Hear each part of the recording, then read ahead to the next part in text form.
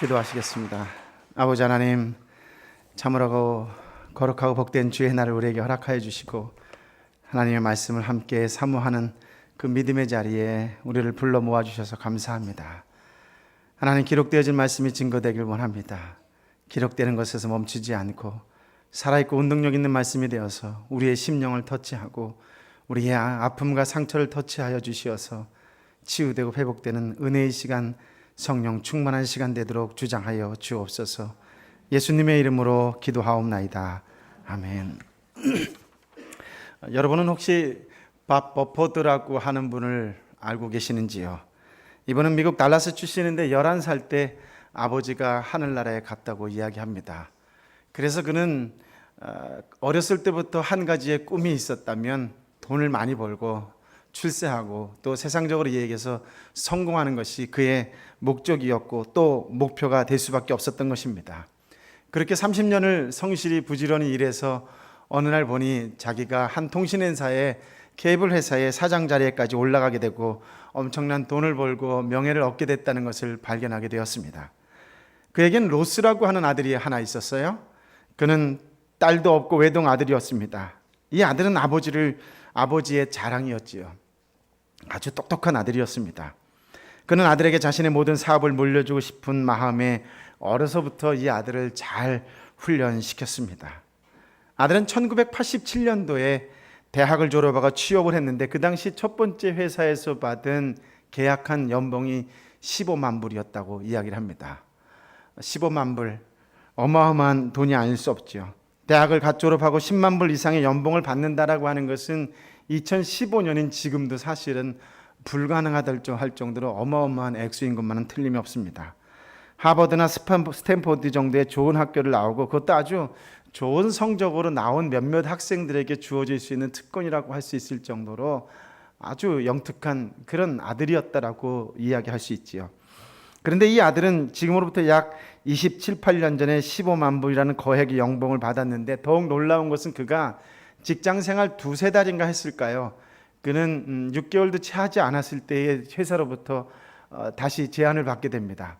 내년에 우리 회사에 계속 남아주길 원하는데 당신의 연봉을 50만 불을 주겠다고 이야기를 합니다. 보통은 상식을 가진 사람이라면 이런 얘기를 하게 되면 놀라기도 합니다. 근데 여러분이 워낙 어마어마한 숫자인지 아니면 달러로 얘기해서 이 감이 없어서 그런지 모르겠지만 기가 차서 그런 거지요. 이게 이렇게 지금도 나에겐 15만 불만 있으면 좋겠습니다. 이런 기도 제목이신가요? 네, 어쨌든 이 아들은 그 누가 봐도 참으로 탁월한 그런 훌륭한 인재였던 것만은 틀림없는 사실이었던 것입니다. 그가 졸업한 1987년 여름이었어요. 당시의 젊은이들은 거기에 있던 텍사스와 멕시코 경계에 있는 리오그란테 강을 이렇게 왕복으로 수영하는 것이 젊은이들 사이에서는 도전이었고 어떻게 보면 유행이었던 것이었던 모양입니다. 리오 역시 그의 친구들과 함께 이 강을 왕복하기로 하고 오랜 훈련을 했음에도 불구하고 그는 그만 왕복하는 중간에 급류에 휩쓸려서 떠나버리게 됩니다. 아버지가 이 소식을 들려 달려갔지만 아들의 생사는 확인할 수가 없었던 것이지요.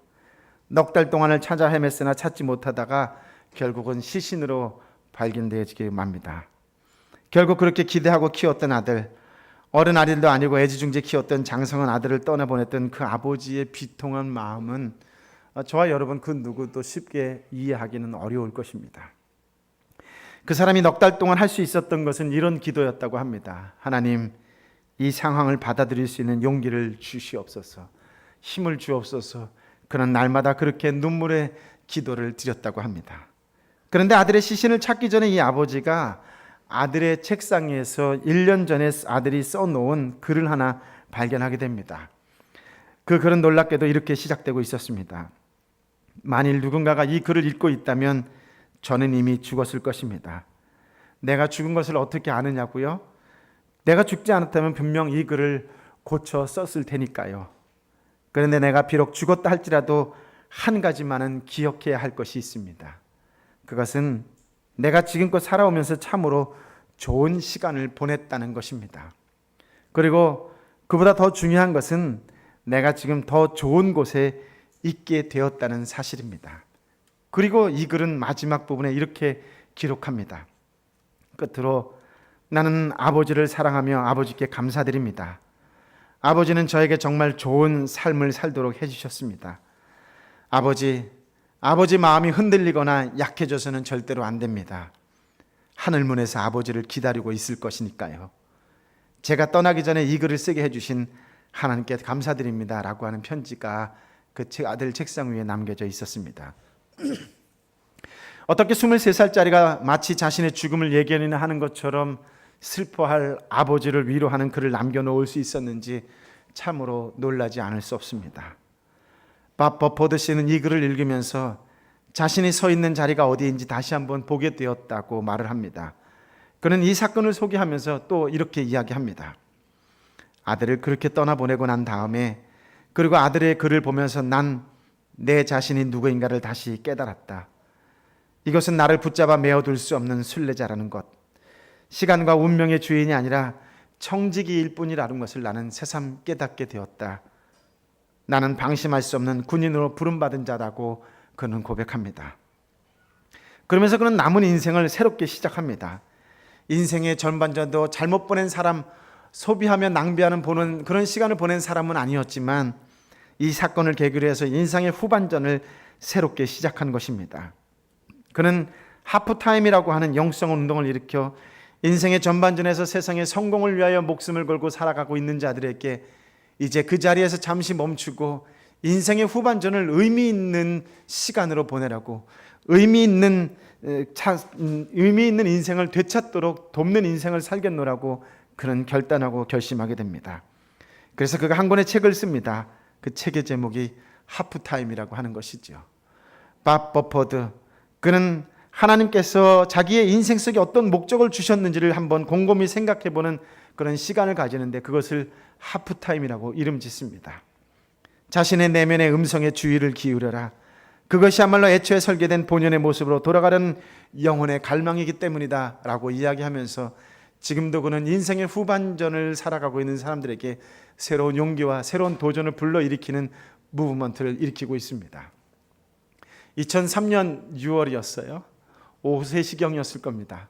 저는 거래처를 가는 도중에 차에서 성령의 임재를 경험하게 되었습니다.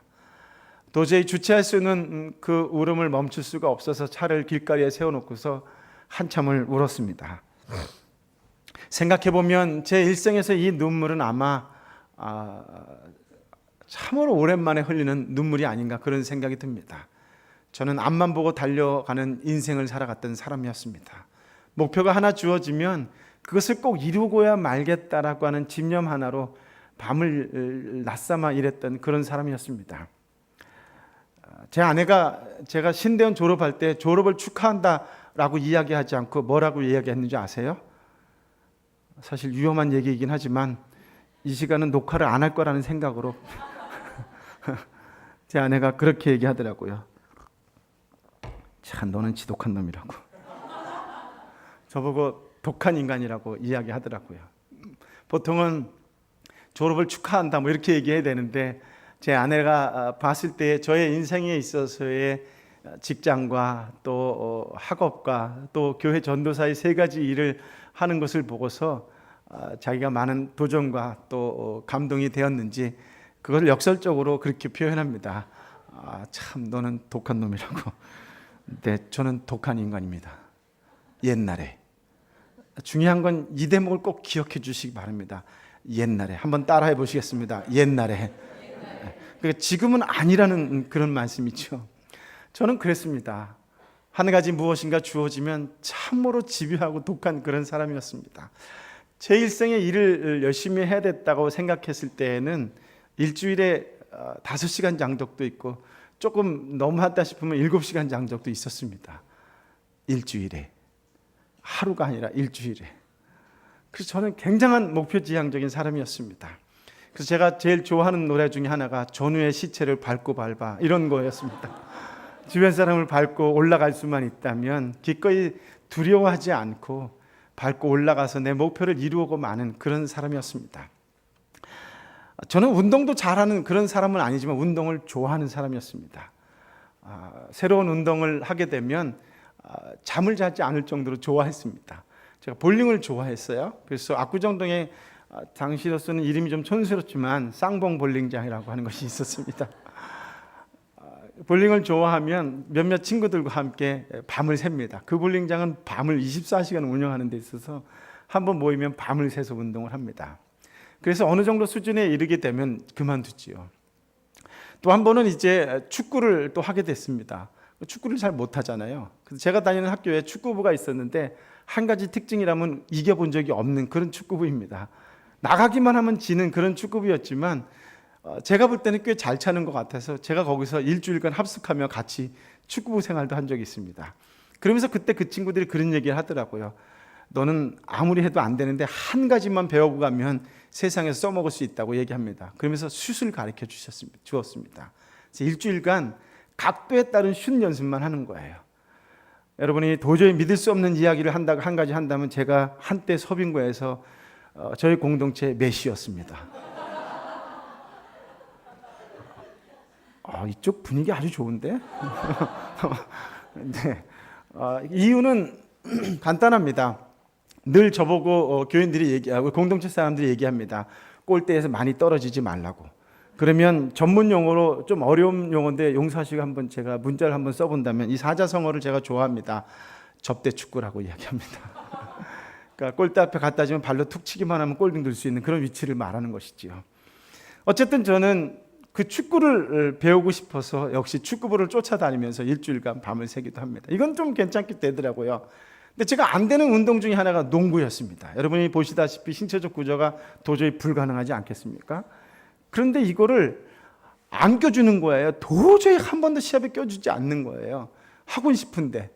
그래서 농구부 애들하고 또 일주일 합숙을 했습니다. 그러면서 그 친구들이 또 그런 얘기를 합니다. 너는 딴 건 안 되니까 슛 연습만 하라고. 그래서 제가 일주일간 슛 연습하는데 이 친구들이 가르쳐 줍니다. 몇 도 이렇게 하는데 이걸 일명 다이아몬드 슛이라고 이야기하는데 이 위치에서 어떻게 슛을 해야 되고 이거 어떻게 해야 된다. 이걸 일주일을 하는 겁니다. 그 사건 이후로 제가 오락실 가서 하면 500원 넣고 동 던지는 골대 넣는 시합이 혹시 그런 거 보셨는지 모르겠는데 거기서 내가 져본 적이 없습니다.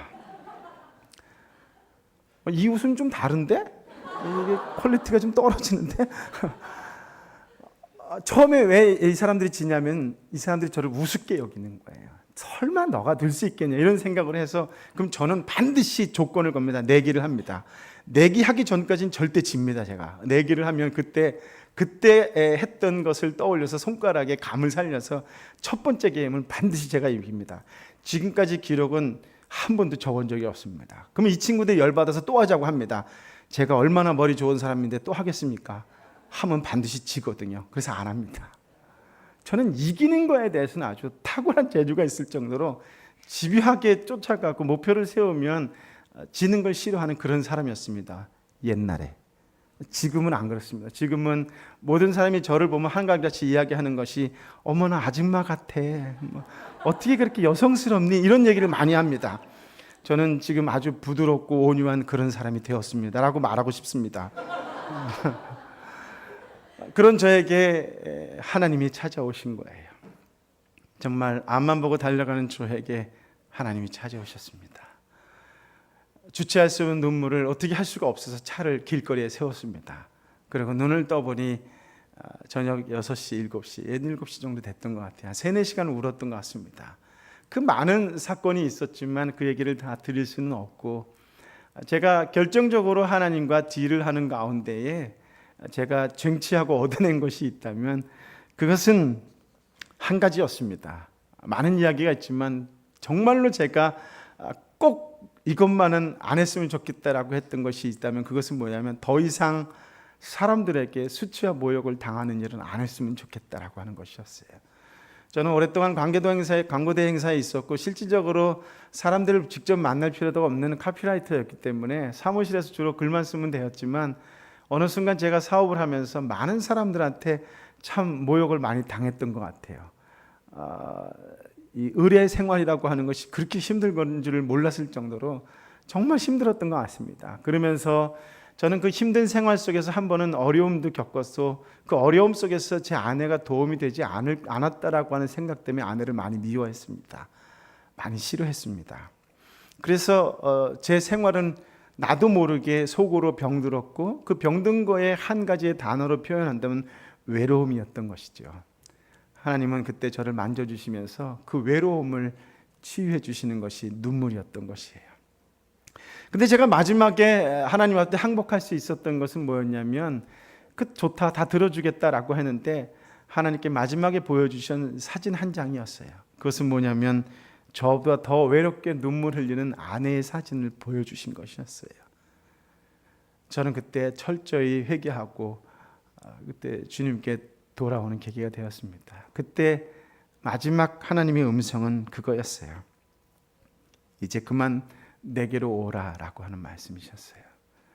저는 그 순간 이제 모든 것을 정리하기 시작했고, 그래서 9월에 대학생들이 무슨 생각하고 사는지가 궁금해서 20대의 젊음을 길거리에서만 보낼 수밖에 없었던 저의 그 불쌍한 인생을 아이들한테도 물려주고 싶지 않아서 젊은 애들이 무슨 생각을 하고 있는지 궁금해서 대학교로 편입을 하게 되었습니다. 그래서 신학대학을 3학년 편입해서 다니고, 그때부터 신학을 해서 오늘의 교회에서 2007년도에 파트타임을 수원에서 시작해서 전임전도사가 되고, 전임전도사에서 또 목회자가 되고, 그렇게 서빙교에서 1년 7개월 있다 상해를 가게 되었지요. 제가 그때 처음에 맡았던 공동체가 남누리 공동체였는데요. 그때 우리 장로님이 저한테 그랬습니다. 새파란 아무것도 모르는 사람 제대로 이제 목회자 하나 만들었더니 목사 안수 받고 다른 공동체로 갔더라고. 그래서 저는 남누리에서는 축도 한번 못 해보고 북누리로 옮겨서 목사 생활을 했습니다. 생각해보면 어리석고 어설프고 거칠고 제대로 하는 것 없는 저에게 따뜻한 사랑과 기다림과 위로와 그 모든 것으로 감싸주었던 내 사랑하는 공동체가 남누리 공동체였고, 또 수원 온누리교회가 아니었나, 그런 생각을 많이 하게 됩니다. 저는 제 생활에 있어서 목회에서 어렵고 힘들 때마다 그때 그 시절을 많이 생각을 합니다. 그러면서 나의 거친 부분을 받아주었던 공동체가 있었는데 라는 생각할 때마다 저는 거칠고 힘든 사람들을 만날 때마다 그 마음으로 한 번 더 껴안아주고 한 번 더 위로해주는 그런 부드러운 남자로 변했습니다. 그렇게 보이시죠? 이런 분위기에서는 더 이상 할 수 없기 때문에 여기까지 하고 마치도록 하겠습니다. 제가 목회를 걷겠다고 했을 때에 가장 도움을 줬던 책이 하프타임이라고 하는 책이었어요. 이미 여러분에게 소개해드린 이 앞부분의 내용은 하프타임에 나오는 내용입니다. 제 나이 40살 2003년도에 하나님에게 목회자 같다고 결단했을 때에 내 인생의 후반전을 이렇게 살아야지, 이제 의미를 찾고 가치를 찾는 인생, 하나님이 원하시는 인생을 살아야지 하고 생각할 때에 도움을 주었던 책이 하프타임입니다. 여러분들 시간을 내서 한번 읽어보시면 어떨까? 이 책의 장점은 얇다라고 하는 것입니다. 그래서 앉으면 바로 다 읽을 수 있는, 그러나 내 심장에 무언가 뜨거움으로 도전을 줄 수 있는 그런 책이기도 합니다. 여러분도 한번 읽어보시면 좋겠다, 그런 생각이 듭니다. 인간은 누구나 다 죽습니다. 진화론자들은 이야기하죠. 인간의 생로병사를 거쳐서 종국의 죽음에 이른다고 이야기합니다. 그러나 성경적 세계관, 사고관을 가지고 있는 사람들은 그렇게 살지 않습니다. 우리는 빛된 예수 그리스도의 나라, 하나님 나라를 위하여 오히려 어제보다 오늘 더 힘차고 더 열정적으로 살아가는 사람, 소명과 사명의 사람이 곧 그리스도인이다라고 하는 것이지요. 죽음의 길로 가는 것이 아니라 오히려 생명의 역사를 써 나아가는 인생을 살아가는 사람들이 그리스도인이다라고 하는 것입니다. 그럼에도 불구하고 사람이 살아있고 죽어있다라고 하는 것에서는 큰 차이가 있지요. 죽으면 떠난다라고 하는 것입니다. 아무리 사랑을 해도 죽으면 떠나보낼 수밖에 없는, 그렇다라고 하는 것이죠. 그래서 죽음은 눈물일 수밖에 없고, 죽음은 우리에게 더 이상 소망이 없는 것처럼 여겨질 수밖에 없는 것입니다. 사도 바울은 그래서 일찍이 죽음이란 아픈 것이라고 말을 했지요. 오늘 본문에 보면 마르다와 마리아의 사랑하는 오라버니 나사로가 죽었습니다. 성경은 나사로가 죽은 지 4일이 되었다고, 나흘이 되었다고 이야기합니다. 이스라엘 기후가 덥기 때문에 보통은 죽으면 곧장 장세를 치르는데, 유대인들은 그들의 정서와 그들의 문화 가운데에 사람이 죽으면 3일 정도는 놔둔다고 이야기를 해요. 왜냐하면 영혼이 함께 있어서 3일 동안은 영혼이 함께 있어서 살아날지 모른다는 기대를 가지고 있었다고 이야기를 합니다. 그런데 오늘 나사로는 3일이 아니라 4일을 지났기 때문에 이제 그는 죽었다라고 하는 것이죠. 이제 그에게는 소망이 없습니다. 이제 사랑하는 사람들을 그들 곁을 떠나야 합니다. 바로 그때 예수님께서 베단이라고 하는 곳에 도착하셨어요. 마르다와 마리아는 예수님 앞에 가서 그들의 슬픔을 토로합니다. 오늘 우리가 읽은 32절의 말씀에 보면 이렇게 기록되어 있습니다. 주여, 주께서 여기 계셨더라면 저희 오빠는 죽지 않았을 것입니다 라고 그녀는 울고 있습니다. 아니, 슬픔으로 탄식하고 있지요. 여러분, 눈물을 흘리는 사람은 어떤 사람들일까요? 눈물은 사랑하는 마음이 있을 때 생깁니다. 사랑하는 사람이 울 수 있다라고 하는 것이지요. 그런데 오늘 본문에 보면 재밌는 장면이 한 가지 나옵니다. 그것은 뭐냐면 그 자리에 있던 유대인들도 함께 울었다라고 하는 것이에요. 저는 성경 중에서 제일 좋아하는 책이 66권 중에 요한복음을 좋아합니다. 처음에는 쉬워서 좋아했어요. 읽으면 위로되는 것 같고 읽으면 예수님에 대해서 좀 아는 것 같아서 좋아했습니다. 신학교를 가서 신학교를 졸업하고 제일 어려운 성경책을 뽑으라면 저는 요한복음이 그렇게 어려운 줄 몰랐습니다. 그런데 어느덧 요한복음이 좋아지게 되었어요. 제가 서빙고에서 많은 사람들에게 강의를 한 적이 있었을 때 공교롭게도 요한복음을 2번 강의하게 되었고 상해 가서도 첫 번째 성경 공부를 했을 때 강의한 것이 요한복음이었습니다. 그런데 그 요한복음 중에서 유난히 제가 좋아하는 구절이 사실은 오늘 제가 읽은 이 본문의 말씀이었어요. 왜냐하면 마르다와 마리아의 가족이 세상 속에서 괜찮은 인생을 살았다는 생각이 들었기 때문에 그렇습니다. 오늘 예수님 앞에서 마리아와 마르다만 운 것이 아니라 그들 가족의 슬픔에 대하여 누가 울었다 그래요? 함께 온 유대 사람들이 함께 다 같이 울었다라고 하는 것이에요. 저는 이것이 제 인생을 살아가는 데 있어서의 큰 도전이 되었고 나도 그런 인생을 살아야 되겠다는 생각을 많이 갖게 되었습니다. 만약 제가 여러분에게 한번 물어보겠습니다. 여러분이 지금 죽는다면 여러분을 위해서 울 사람이 얼마나 있을까요? 라고 하는 고약한 질문입니다.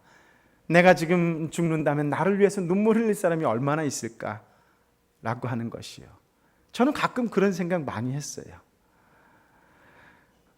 제가 수원에 있으면서 큰 빚을 진 적이 한 번 있었는데 그래서 지금도 저한테 수원 간사들이 문자를 보내줍니다.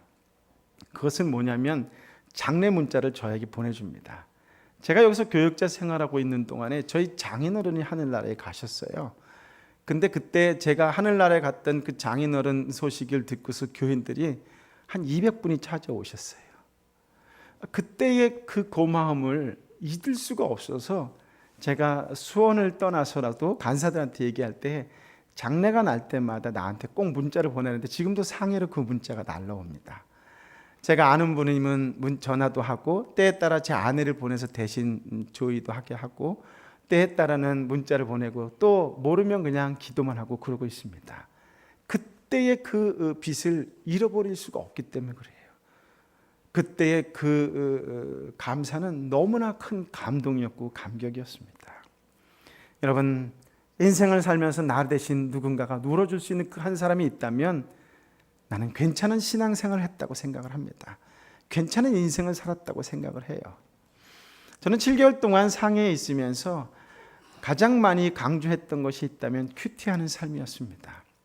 감사하게도 그것이 좋은 씨를 뿌리게 됐고 열매를 맺게 되어서 상해 저희 교인들이 한 300분 가까이 되는데 성인이 그때 아이들도 한 200명 정도 됩니다. 500명 안팎의 90%가 전부 큐티하는지는 모르지만 책은 삽니다. 그래서 두란노에서도 굉장히 놀랍니다. 왜냐하면 해외에서 그만큼의 책을 교인 수가 뻔한데 그 교인 수의 90%가 다 생명의 삶 책을 들고 있고 새날을 들고 있고 예조를 들고 있다는 것이 쉽지 않겠지만 그러나 저의 말을 믿어주고 따라주는 그 교인들이 저는 오히려 더 큰 감동이고 오히려 그래서 그런지 설교가 더 쉬운 건지 모르겠지만 참으로 좋아합니다.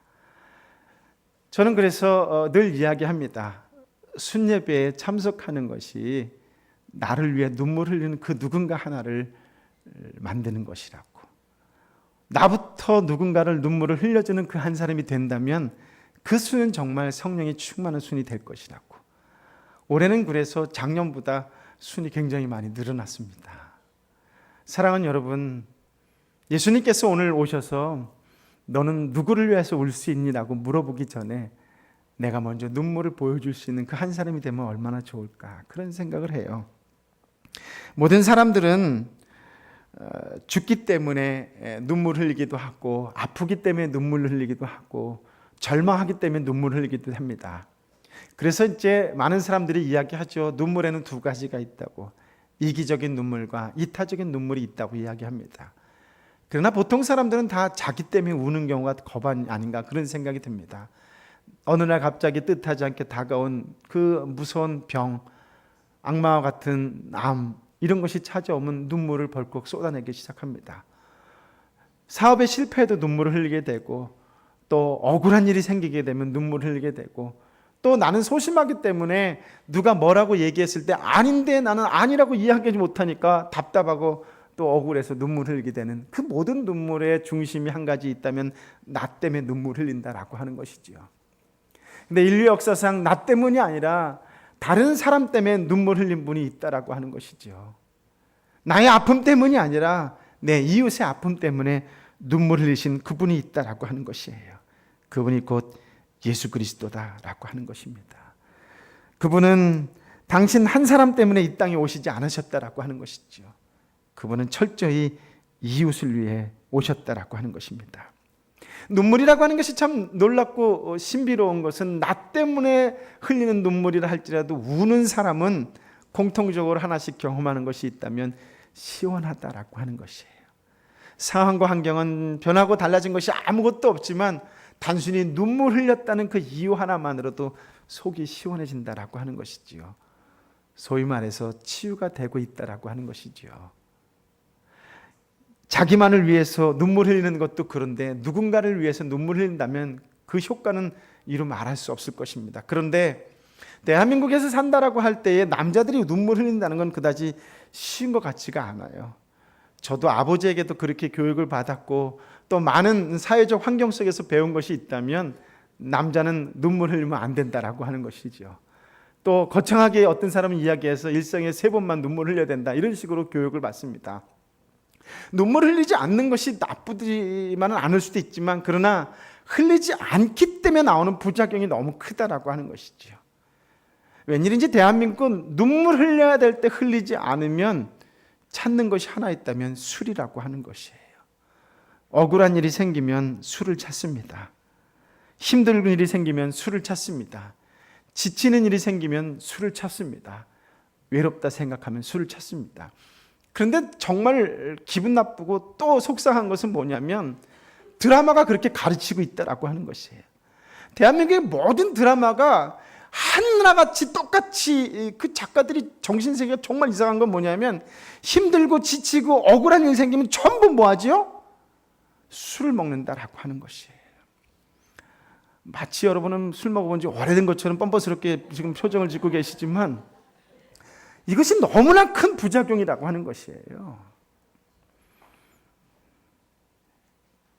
정말 힘들고 억울한 일이 생기고 지치고 생에 낙이 없는 것 같이 느껴질 때 술 먹은 것이 해결이 되는 것일까요? 왜 드라마는 그렇게 몰고 가는 것일까요?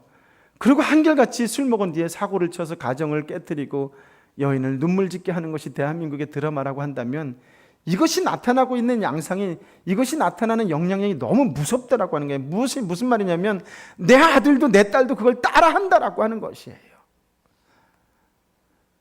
사람들은 너무 이상해요.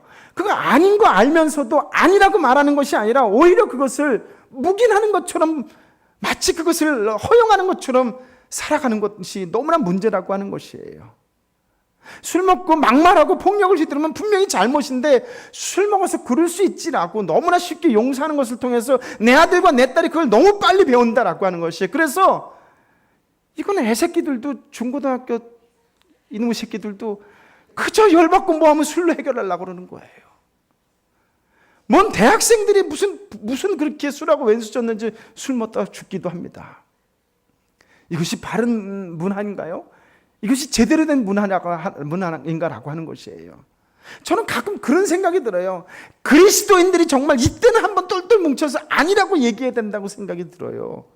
드라마를 쓰는 사람들에게 왜 술 먹으면, 왜 억울하면 술을 먹어야 되고, 왜 지치면 술을 먹어야 되고, 왜 분노를 일으킬 때 술이 도구가 돼야 되고, 왜 술 때문에 가정이 망가져야 되고, 술 때문에 내 아들과 내 딸도 똑같이 그런 분노의 아들이 되고, 막말하는 아들이 되고, 폭력을 휘두르는 아들이 게다가 딸이 돼야 되느냐라고 하고, 우리는 그 작가들에게 사실은 어떤 면에서 경고의 힘을 보여줘야 되지 않을까, 그런 생각이 많이 들어요.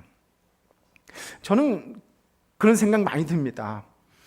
대한민국이 술에 쩌드는 나라였는데 어떻게 이렇게 복을 받고 큰 융성한 나라가 될 수 있을까? 난 내 어머니의 기도 때문이라고 생각을 해요. 내 어머니가 그렇게 남편에게 정말 술 먹고 폭언을 듣고 폭력에 시달려다 할지라도 내 어머니는 그걸 그대로 보복하지 않았어요. 이 땅의 어머니들은 교회로 갔다라고 하는 것이지요. 믿음의 어머니든 금요일날 밤을 새며 눈물로 기도했어요. 그러면서 그 기도의 내용은 용서요 사랑이었어요. 그 기도의 내용은 이 땅을 하나님 잘되게 해달라는 기도였어요. 그 기도는 열방의 모든 사람들, 하나님의 사람들을 힘을 주시옵소서라고 하는 기도였어요. 그 어머니의 그 눈물의 기도가, 그 새벽의 기도가 이 민족이 이만큼 살아오는 원동력이 되지 않았나, 저는 그렇게 생각의 차이를 넘어서 확신합니다. 그렇게 열심히 일한 남자들이 그렇게 밤만 되면 망가지는 역사의 현장 속에서도 그럼에도 불구하고 이 땅이 이렇게 부흥될 수 있었던 것은 내 어머니의 눈물 때문이었다고 저는 확신합니다. 이 땅의 어머니가 그렇게 사셨어요. 그러나 어느 순간부터 금요일날 교회에 사람들이 오지 않습니다. 새벽에 사람들이 오지 않아요. 이제 우리에게 탈출구가 없어진 것은 아닌가, 그런 생각이 듭니다. 사랑하는 여러분, 술이 아니라 눈물로 해결해야 다시금 부흥의 때가 올 줄 믿습니다. 눈물이 없는 사람, 그 사람은 억눌려 있는 감정이 어느 한 곳에 폭발할 수 없는 것이기 때문에 분노할 수밖에 없다라고 이야기할 수밖에 없습니다. 웃음도 그래요. 웃을 줄 아는 사람은 그나마 마음이 열린 사람입니다. 웃을 줄 아는 사람은 울 줄 아는 사람이기도 합니다. 울음이 없는 사람은 웃음도 없다라고 하는 것이지요. 울어야 할 때 울음이 나오지 않는 사람, 그 사람은 마음이 닫혀 있는 사람이에요. 꽉 막혀 있는 사람이에요.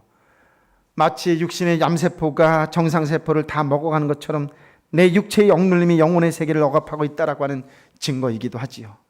그래서 저는 세상에서 누가 가장 불쌍한 사람이라고 물어보면 그 사람은 눈물을 상실한 사람이라고 저는 이야기합니다.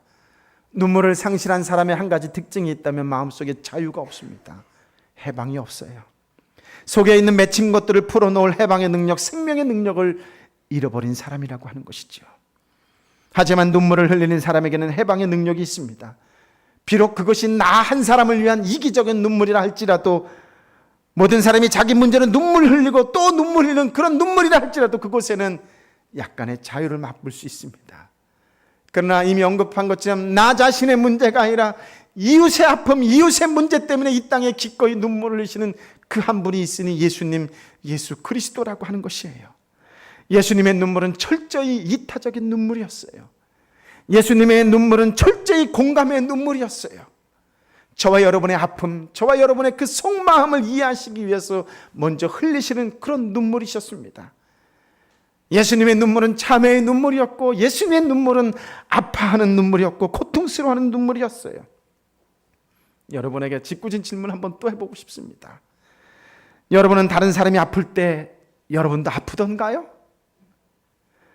여러분은 다른 사람이 외로울 때 여러분도 외롭더란가요? 여러분은 다른 사람이 신음할 때 여러분도 신음소리가 나오던가요? 저는 제가 증거하고 있지만 저도 쉽지 않습니다. 26, 7년 결혼 생활했지만 저도 아내를 위해서 이렇게 신음하고 아파하고 외로워한 적이 별로 없었다라고 하는 것이에요. 내 문제도 내가 해결하기 어려운데 어떻게 남의 문제를 동참할 수 있겠냐고 항변하는 사람들이 있을지도 모르겠습니다. 그런데 놀랍게도 예수님은 다른 사람이 고통당할 때 그것을 자신의 아픔으로 여기면서 그들에게 다가가셨다라고 하는 것이지요.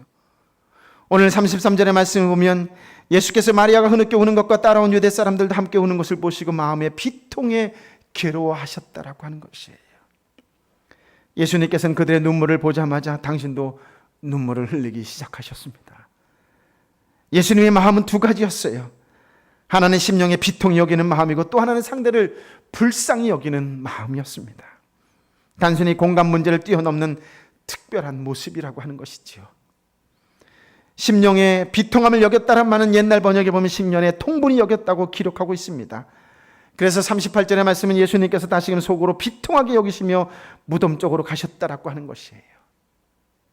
예수님께서 마르다와 마리아의 눈에서 눈물 나게 하는 것에 대한 비통함이 있으셨어요. 왜 그러셨을까요? 왜 마르다와 마리아의 눈물에 예수님은 비통함을 여기셨을까요? 라고 하는 것이에요.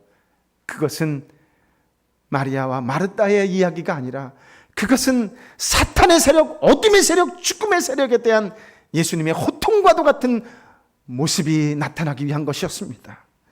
죽음의 세력아, 어둠의 세력아, 사탄의 세력아, 너희들은 어찌하여 믿음의 딸 하나님의 백성에게 눈물을 흘리게 만드느냐라고 하는 외마디의 외침이었다라고 하는 것입니다. 하나님은 이것을 원하지 않으셨어요. 예수님은 예수님의 사람들, 하나님의 사람들이 눈물을 흘리는 것을 원하지 않으셨다고요. 그러나 죽음이 그들로 하여금 눈물을 흘리게 만들었던 것이에요. 그래서 예수님의 마음속에는 비통함이 있었던 것입니다. 세상 많은 사람들은 자기가 살기 위해서 남을 죽이려고 하고 있지만 예수님께서는 오히려 자신의 죽음으로 인하여 우리를 살리기를 원하셨던 것이지요. 죽음이 끝이 아니라 죽음이 또 다른 새로운 시작이라는 것을 알려주시기 위하여 기꺼이 당신이 죽기를 원하셨던 거예요. 아니 그래서 그는 십자가에 못 박혀 죽으신 것이지요. 요한복음 15장의 말씀에 보면 친구가 자기 목숨을 위하여 친구를 위하여 자기 목숨을 내어놓는 것보다 더 귀한 사랑 없다고 말씀하신 주님께서 친히 친구를 위하여 십자가에 못 박혀 죽으시는 그 모습, 그것은 진화론자들이 이야기하는 죽음이 끝이 아니라 새로운 시작이라는 것을 알려주고 싶으셨던 것이에요. 죽음의 세력을 물리치고 이기시고 싶은, 이기신 예수님, 그분이 우리에게 다가오셔서 소망을 주시기 위해서 그렇게 하셨다라고 하는 것이죠. 죽음이란 하나님의 뜻이 아니에요. 죽음이란 하나님과 맞서는 사탄의 역사입니다. 예수님께서 종국의 십자가에 못 박혀 죽으셨다라고 하는 것은 생명의 역사를 위한 새로운 시작이라고 하는 것이에요. 우리의 심령이 비통한 마음으로 눈물을 흘려야 할 때 우리에게 해당되는 것이 한 가지가 있어요. 우리도 동일하게 예수 앞에 죽어야 되는데, 예수 앞에 눈물을 흘려야 되는데, 그때 우리가 꼭 해야 될 그 한 가지가 있다면 그것은 내가 내 자신을 바로 볼 줄 알아야 되는 눈이 열려야 됩니다. 영적인 눈이 열린다. 이것을 다른 말로 영적 각성이라고 이야기하는 것이에요. 내게 영적인 눈이 열리는 사람의 첫 번째 반응은 내 자신을 들여다보고 내 속에 있는 죄에 대하여 통분하고 애통해야 한다라고 하는 것이에요. 내 속에 있는 이 죄를 모두 예수 그리스도 앞에, 예수님의 말씀 앞에 내어놓는다라고 하는 것이지요. 회개의 역사가 일어나는 것이에요. 회개의 역사가 일어난 사람에게는 삶의 방향이 다릅니다. 삶의 방향이 달라진 사람에게는 영적 각성이 일어나기 때문에 그에게 따르는 필연적인 하나님의 선물이 있다면 부흥을 선물로 주시는 것이에요. 여러분, 내 자신을 말씀에 비추어 내 속에 있는 모든 것들을 다 끄집어내고 토해낼 정도의 회개가 오늘 저와 여러분에게 가장 긴급한 기도가 아닌가, 저는 그렇게 생각을 합니다. 이 땅에 수많은 교회가 있고 이 땅에 수많은 그리스도인이 있지만 진정으로 자기 자신에 대한 내면을 바로 들여다보지 못하는 것 때문에 기독교가 기독교답지 못하다는 소리 듣고 오히려 세상 사람들한테 손가락질 받고 외면을 당하는 것이 우리의 모습은 아닌가요? 내가 예수의 말씀으로, 예수님의 이름으로 내 자신을 들여다본다면 우리에게 할 수밖에 없는 것은 회개라고 하는 것이에요. 회개하는 그 사람은 영적인 각성이 일어나고 부흥이 일어날 수밖에 없어요. 그러나 오늘 이 땅에 우리의 모습은 그렇지 않다라고 하는 것이지요. 여러분 스스로가 스스로에게 비난할 줄 알고 꾸짖을 줄도 알아야 됩니다. 여러분 2014년 어떻게 사셨나요? 여러분의 2014년은 정말로 영적인 부흥이 일어난 그런 인생을 사셨나요? 아니면 입만 열면 누군가를 기죽고 시기하고 질투하고 아파하고 외로워하게 하고 불평하고 불만하는 그런 입술은 아니었나요? 만약 여러분의 모습이 2015년에는 새로운 부흥을 꿈꾸고 있다면, 그렇다면 여러분의 말씀 앞에 내 자신을 다 드러내어 놓아야 될 줄 믿습니다. 예수 그 이름으로 내 자신을 꾸짖어야 될 줄 믿습니다. 잘못된 관계가 있었다면 너는 왜 그렇게 사니라고 꾸짖어야 돼요. 왜 그렇게 이기적이고 왜 그렇게 너밖에 모르냐고 꾸짖으셔야 됩니다. 왜 그렇게 게으르냐고 꾸짖으셔야 됩니다. 왜 그렇게 날마다 말씀으로 시작하지 못하고 날마다 눈물을 흘리지 못하고 그렇게 메마른 인생으로 영적인 그런 모든 것이 다 다친 자의 모습으로 살아가냐고 꾸짖을 줄 알아야 돼요. 인생에 있어서 가장 큰 용기는 자기 자신을 꾸짖을 줄 아는 것입니다. 사랑하는 여러분, 내가 왜 이렇게 이기적이고 편협한 인간인가? 난 왜 이렇게 불평과 불만이 많은 사람인가? 우리가 이렇게 나 자신을 향해서 비통하는 마음을 가질 때 진정한 갱신과 자기 혁신, 자기 성숙이 일어나게 되는 거예요. 하나님 앞에 바로 서게 되면 하나님은 우리의 눈을 열어줄 때 이웃을 보여준다라고 하는 것이에요. 영어의 서비스는 하나님께 예배드리는 것입니다.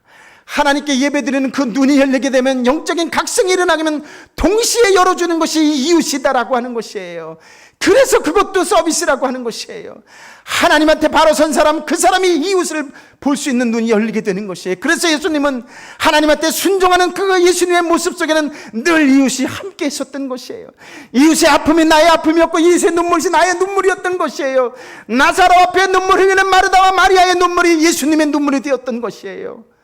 무수히 많은 사람들이 아파하고 힘들어하고 지쳐있는 그 역사 현장 속에 예수님이 꼭 있었던 이유는 하나님의 사람이었기 때문에 그렇습니다.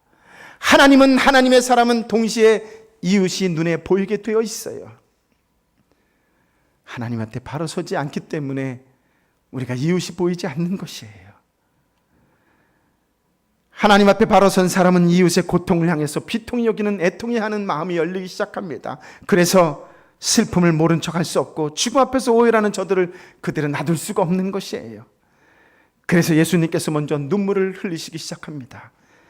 예수님의 눈물은 생명의 역사, 부활과 치유의 역사가 일어나고 있다라고 하는 것을 우리에게 보여주고 있다라고 하는 것이죠.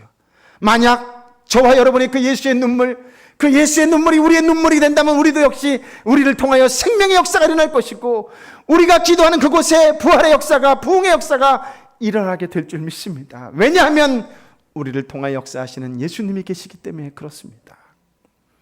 역사를 한번 되짚어 보세요. 하나님의 사람들이 있는 곳에 애통함의 눈물이 있었습니다. 모세의 마음속에서 민족에 대한 애통함의 눈물이 있었을 때 바로 그때 하나님의 부르심에 순종하는 기회가 생겼던 것이에요. 모든 믿음의 사람들이 그랬습니다. 역사의 변화가 그랬고 또 시대의 개혁의 자리가 그러했습니다. 하나님께서 원하시는 축복의 자리에는 이웃과 고통의, 그 이웃들의 고통과 역사의 신음 속에서 애통하고 비통한 눈물을 흘렸던 하나님의 사람들이 있었다라고 하는 것입니다. 예수님께서는 병든 자들을 친히 만지시고 그들을 사랑하셨어요. 예수님은 병자야 일어나라고 말씀만 하셔도 다 치유되고 회복되는데 예수님은 결단코 그렇게 사시지 않으셨어요. 말씀만 선포하시는 예수님이 아니셨어요. 예수님은 친히 만지셨어요. 문둥병자에게는 유독히 만지면서 일어나라고 하셨지 문둥병자에 일어나라고 말씀만 선포하지 않으셨어요. 여러분이 예수를 알게 된 그 기간이 얼마인지는 알 수 없지만 그러나 여러분의 인생에 있어서 만져주는 인생이 아니라면, 터치하는 인생이 아니라면 성령의 터치를 경험하기란 어려울 수밖에 없어요. 21세기에 그렇게 많은 교회들이 구원은 정말로 우렁차고 또 우렁차고 하늘을 흔들 것만 같은 우렁찬 구원은 있지만 진정 이 땅에 아파하고 힘들어하고 외로워하고 지쳐있는 자들을 찾아가서 손을 만져주고 일으켜 세우는 자는 얼마나 되는 것 같은가요? 예수님은 그러지 않으셨어요. 말씀의 선포로 기적을 일으키시는 분이셨지만 결단코 그렇게 하지 않으셨어요. 찾아가셨다라고 하는 것이에요. 만지셨다라고 하는 것이에요. 예수님의 만지심, 예수님의 터치는 곧 기적과 같은 일이 일어나게 말았던 것입니다. 오늘 예수님께서 저와 여러분에게 필요한 그 눈물의 사람에게 가장 필요한 것이 있다면 역사 현장 속에서 만져주는 자로 살아가는 것이에요. 사랑하는 여러분, 하나님이 원하시는 축복의 자리에는 이웃들의 고통과 역사의 신임 속에서 함께 눈물 흘리며 만져주는 자의 모습이 있다라고 하는 것입니다. 예수님께서 병자들을 친히 만지시고 그들을 사랑하셨던 것처럼 겟세마네 동산에서 땀이 피가 되도록 기도하셨던 그 예수님의 모습처럼 또 한 번의 눈물, 예루살렘의 성을 바라보면서 왜 그렇게 너희들은 살아가고 있느냐라고 흘리셨던 그 모습처럼 갈보리 십자가에서 목과 창에 찔려 피를 흘리고 통곡하시면서 저와 여러분의 구원의 역사를 이루셨던 그 놀라운 예수님의 모습처럼 우리도 이제 역사의 현장 속으로 들어가서 만져주는 인생을 살아야 될 줄 믿습니다. 내 입술이 이제 생기와 생명이 돼서 성령의 사람으로 사람을 일으켜 세우고 사람을 치유하고 회복시키는 일에 쓰임받아야지 더 아프게 하고 더 외롭게 하는 그런 어리석은 자의 입술이 되어지는 않아야 될 줄 믿습니다. 히브리서 기자가 5장 7절에 이렇게 이야기합니다. 예수께서 육체 가운데 계실 때 자신을 죽음에서 구원하실 수 있는 분께 통곡과 눈물로 기도와 간구로 올리셨고 그의 경외하심으로 인해 응답을 받으셨다라고 기록하고 있습니다. 그렇습니다. 예수님의 공생의 그 전 기간은 바로 이런 모습이었어요. 땀과 눈물과 피를 쏟으시고 인간이 갖고 있는 모든 액체를 다 쏟아 부어주시는 그런 눈물, 그런 피, 그런 액체, 그 모든 것을 저와 여러분 한 사람 한 사람에게 다 쏟아 부어주시는 사랑의 역사라고 하는 것입니다. 오늘날 어둠의 역사가 피의 역사로 바뀌고 죽음의 역사가 생명의 역사로 바뀌기 위해서는 이 시대에 가장 필요한 것이 있다면 그것은 애통하는 눈물이다라고 하는 것이에요. 영혼에 대한 사랑 때문에 흘리는 눈물, 나사로를 보면서 흘리는 눈물, 이 시대를 보면서 흘리는 눈물, 그 눈물이 이 시대에 간절히 요구되고 있는데 여러분은 언제 눈물을 흘려보셨나요? 여러분 누군가를 위하여 흘려본 눈물, 그때가 언제였냐고요. 2015년 한 달이 지나고 2월 새롭게 시작하는 이때 우리에게 가장 필요한 영성이 있다면 저는 눈물의 영성이라고 생각합니다. 애통의 눈물, 비통의 눈물을 흘릴 때에 우리에게 새로운 부흥의 역사가 일어난다라고 하는 것이에요. 사랑과 은혜를 가지고 눈물을 흘릴 때 그곳에 생명의 역사가 일어나고 그것에 치유와 회복과 부흥의 역사가 일어난다라고 하는 것이에요. 굉장히 오래전 일이었어요. 고 한경직 목사님께서 애통하는 자는 복이 있나니라고 하는 말씀을 가지고 설교하는 대목에 이런 기록이 나옵니다. 여러분, 조용히 귀를 기울여서 우리 사회의 울음소리를 들어본 적이 있습니까? 자녀를 잃은 부모의 울음소리, 부모를 잃은 고아들의 울음소리, 남편을 잃은 아내들의 울음소리, 실업자의 울음소리, 고학생들의 울음소리, 악당의 유혹에 받아서 일생을 그르친 가련한 여성들의 울음소리, 이 울음소리를 듣고 같이 애통하는 자가 우리의 사회에 얼마나 많은데 이 애통하는 울음소리가 문자 그대로 삼천리 강산에 사무치건만 이 울음소리를 듣고 같이 애통하는 참된 정치인은 어디에 있나요? 라고 이 울음소리에 같이 울어줄 수 있는 참된 실업가, 참된 공무원, 참된 가정, 참된 아빠, 참된 엄마는 도대체 어디에 있냐고, 아니 참된 그리스도인은 어디에 있냐고 목사님은 목 놓아 선포하셨습니다. 이것이 60년 전에 선포된 말씀인데 그때 정신 차려서 하나님만 바라보고 하나님께 올바로 눈물을 흘리는 자가 한 사람만이라도 더 있었더라면, 그런 정치인, 그런 실업가, 그런 아빠, 그런 엄마가 한 명이라도 더 있었더라면 이 땅의 교회가 그렇게 손가락질 당하지는 않았을 것이에요. 이 땅의 교회가 그렇게 무기력하게 무너지진 않았을 것이에요. 이 땅의 가정이 그렇게 많이 눈물을 흘리며 찢어지고 갈라지지 않았을 것이에요. 21세기의 모든 것이 다 갖추어져 있는 것처럼 살아가는 이 세상 속에 진정으로 눈물이 너무너무 메말랐다라고 하는 것이 우리 사회의 가장 큰 질병은 아닌가, 그런 생각을 합니다. 눈물 없는 사회, 애통할 줄 모르는 사회, 이것이 진정 대한민국의 모습이라고 한다면 이 책임을 누가 통감하고 눈물을 흘려야 되겠습니까? 사랑하는 성도 여러분, 남의 눈물을 내 눈물로 알고 남의 서름을 내 서름으로 알아서 같이 십자가를 질 줄 아는 민족만이 새로운 부흥이 일어날 줄 믿습니다. 그리고 한 걸음 더 나아가서 아직도 죄 속에 빠져 사는 것도 알지 못하고 어둠 속에서 마냥 헤매고 있는 그 영혼들을 위하여 한 번쯤 눈물 흘리는 그 애통하는 눈물, 전도의 손길의 눈물이 우리의 눈물이 되지 않는다면 우리는 그저 주일날 예배드리고 돌아가는 한 사람의 종교인에 불과하지 않을까, 그런 안타까움이 있습니다. 사랑하는 성도 여러분, 눈물이 치유합니다. 눈물이 치유합니다. 이 시대의 사람들, 이 시대의 백성들을 위해서 눈물을 가진 지도자가 있을 때 민족의 또 다른 변화가 시작될 줄 믿습니다. 눈물을 가진 기업가, 눈물을 가진 교육자, 눈물을 가진 어머니, 눈물을 가진 아버지, 눈물을 가진 영적 지도자가 있을 때, 무엇보다 눈물을 가진 하나님의 사람들이 있을 때에 이 땅에 새로운 교회의 역사가, 이 땅에 새로운 가정의 역사가, 이 땅에 새로운 부흥의 역사가 일어날 줄 믿습니다. 이 일을 누구에게 맡기겠냐고요. 저와 여러분이 이 일에 동참하지 않는다면 이 땅에 진정한 부흥은 다시 오지 않을 수밖에 없습니다.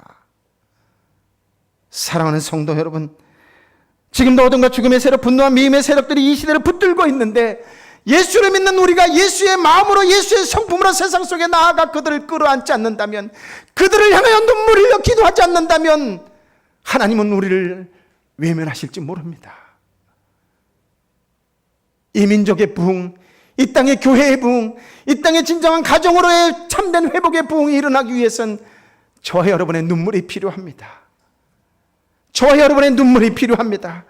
예수님의 사랑과 긍휼의 마음을 갖고 이 시대를 향해서 눈물을 흘려 기도하며 나아갈 때 하나님께서는 분명 다시 한번 우리에게 부흥의 역사를 허락해 주실 줄 믿습니다. 이 일에 저와 여러분이 동참하기를 원합니다. 저와 여러분 모두가 바로 눈물로 기도하는 그 한 사람, 눈물로 끝까지 예수를 붙잡고 부흥을 꿈꾸는 그 한 사람이 되기를 오늘도 저는 예수의 이름으로 축원합니다.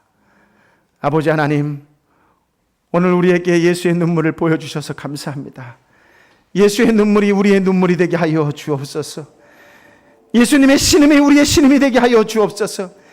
하나님을 바로 한다고 말하는 우리가 예수를 볼 수 있는 눈이 열리게 하여 주시어서 우리로 하여금 다시 한번 조국 대한민국이 부흥이 되는 놀라운 변화의 역사의 주인공이 되게 하여 주시옵시고, 수원 온누리교회의 새로운 영성의 바람, 눈물의 기도가 하나님 철철 넘치게 하여 주시어서 다시금 이 땅에 살아있는 생명의 역사를 일으키는 교회 되게 하여 주옵소서. 무너져가고 갈라지고 해체되는 가정을 일으키는 데에 우리 한 사람 한 사람을 사용하여 주시어서 다시 우리의 눈물로 인하여 가정이 살아나는 놀라운 부흥이 일어날 수 있도록 하나님 우리의 기도를 들어 주옵소서. 그렇게 날마다 새로운 역사를 써 나아가는 하나님의 교회, 하나님의 사람들이 될 수 있도록 기름 부어 주시옵기를 예수님의 이름으로 기도하옵나이다.